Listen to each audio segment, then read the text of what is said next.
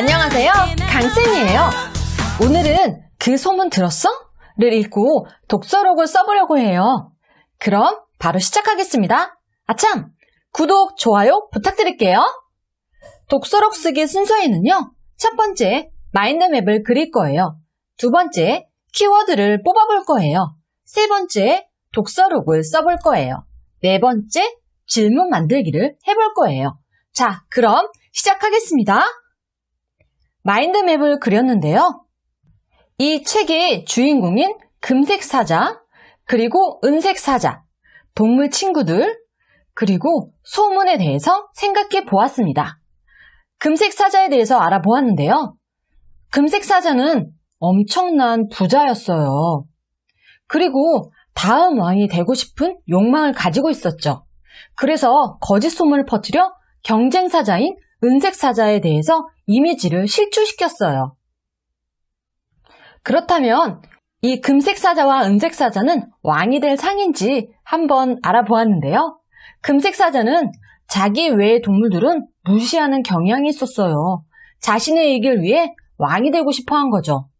그에 비해서 은색 사자는 이웃들에게 헌신적으로 잘 도와주었고요. 하지만 왕의 자리에는 미련이 없었던 것 같아요. 동물 친구들은 소문에 대처하는 방법이 어떤지 한번 알아보았는데요. 소문을 듣고 듣는 대로 믿는 경향이 있었어요. 그리고 소문을 듣고 진실에 대해 확인해보는 노력이 없었고요. 그 다음 자신만의 해석으로 재해석되어서 소문이 다른 친구에게 전달되는 경향이 아주 많았어요. 그렇다면 우리가 이번에 그 소문의 변신이 어떻게 되어가는지 한번 생각해 보았는데요. 소문의 시작은 금색 사자 한 사람의 거짓말로 시작되었습니다. 소문은 진실에 부합되었지만 아주 빠른 속도로 퍼지게 되었어요. 빨리 퍼지고 멀리 퍼질수록 소문의 힘은 점점 커지게 되었죠. 이렇게 힘이 응축된 소문은 스스로 변화하기 시작했어요. 거짓이 진실로 바뀌어서 계속적으로 퍼져나가게 되었던 거죠. 그렇다면 소문의 진실을 아주 잘 알고 있는 은색 사자는 어땠는지 한번 알아볼까요? 이웃 동물들의 도움을 자신의 일처럼 잘 도와주었습니다. 그래서 동물 친구들의 신임을 얻게 되었죠. 차기왕 후보로 거론될 만큼 인성이 굉장히 좋은 사자였어요. 하지만 금색 사자의 거짓 소문에 진실을 알리기 위해 적극적으로 해명하는 것이 아니라 방관자적 대응을 했어요. 왜냐하면 언젠가 진실을 밝혀질 수 있다는 생각이었던 것이죠. 하지만 금색 사자에게 결국 왕의 자리를 빼앗기게 되었습니다. 이렇게 마인드맵을 살펴보았습니다. 자, 이번에는 키워드를 뽑아 보았는데요. 이 책에서 중요한 단어가 되는 키워드를 생각해 보았습니다. 소문, 진실, 그 다음 전달자, 믿음, 방관. 이 모든 키워드는 소문에 연관된 단어들이었어요. 자, 이번엔 책을 읽고 느낀 점을 써볼 건데요. 다른 친구는 어떻게 썼는지 한번 살펴볼게요. 책 표지를 보니 한껏 멋을 부린 사자가 한 손에는 와인을 다른 손에는 큰 반지를 끼고 그 소문 들었어? 라고 말하는 것 같다. 하지만 빨간 배경을 보니 새빨간 거짓말 같은 음모가 숨어있는 건가 하는 호기심이 생겼다. 무슨 내용일까? 궁금해졌다. 이 책의 특징은 소문의 특성과 해결 방법을 이야기로 풀어내고 있었다.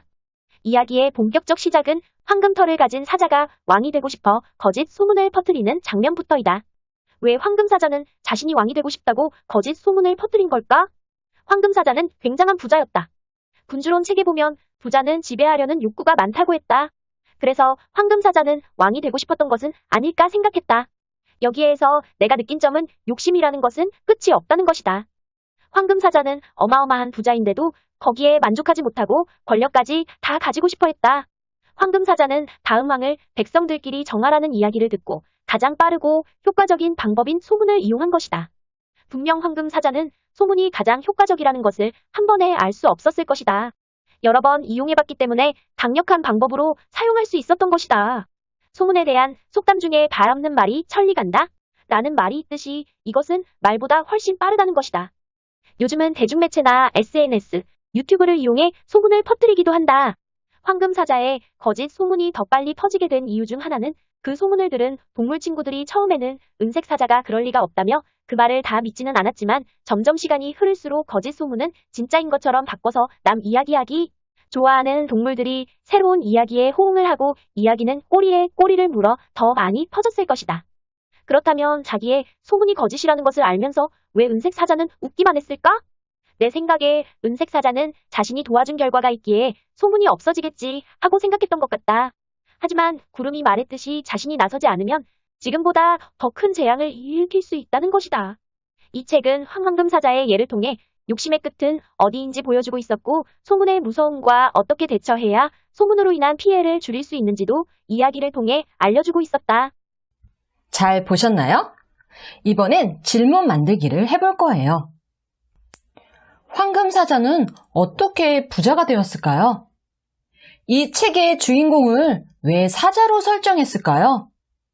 소문을 대하는 은색사자와 금색사자의 차이점은 무엇일까요? 금색사자는 어떻게 소문을 이용할 생각을 했을까요? 동물들은 소문의 진실을 알아보지도 않고 어떻게 소문을 믿게 되는 것일까요? 인간 사회에서 소문은 언제부터 이용되었던 것일까요? 구름은 그 사실을 어떻게 알았을까요? 왜 동물들에게는 구름의 목소리가 닿지 않았던 것일까요?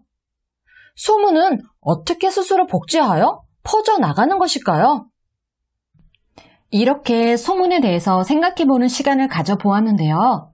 사자의 이야기를 통해 거짓 소문을 만들어내는 사람 때문에 피해를 보는 사람이 생길 수 있지만 소문을 듣고 무조건적으로 믿고 다른 사람에게 퍼뜨리는 사람도 생각해보면 가해자가 될 수 있다는 것을 알게 해주는 그림책이었어요.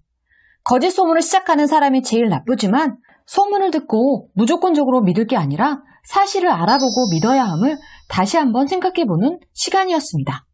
그럼 저는 다음 시간에 재밌는 이야기로 여러분 다시 찾아올게요.